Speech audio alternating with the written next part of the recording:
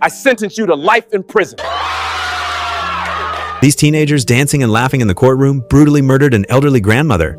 Because they were minors, they thought they'd get the lightest sentence possible. But one statement from the judge wiped those smiles right off their faces. At the time, 73-year-old Linda Fricky had parked to make a phone call, but she had no idea that three 14-year-olds were slowly approaching her car door.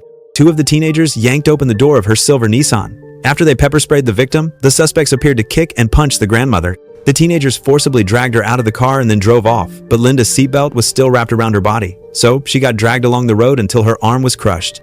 Witnesses said her screaming lasted for 3 minutes. It was the most heartbreaking cry they'd ever heard. Linda died before the police arrived. Police released surveillance footage of the suspects on Monday. After family members turned them in, the suspects were arrested. Those guys were only 14, so they figured they'd get the minimum sentence. At first, the judge did indeed hand down the minimum 15-year prison sentence.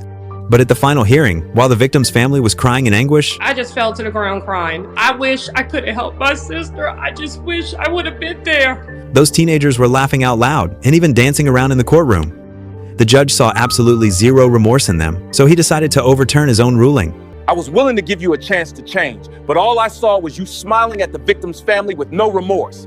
I sentenced you to life in prison.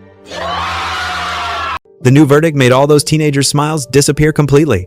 In the end, the 14-year-old was sentenced to life in prison, only eligible for parole after 40 years. So do you agree with the judge's decision? Leave your thoughts in the comments.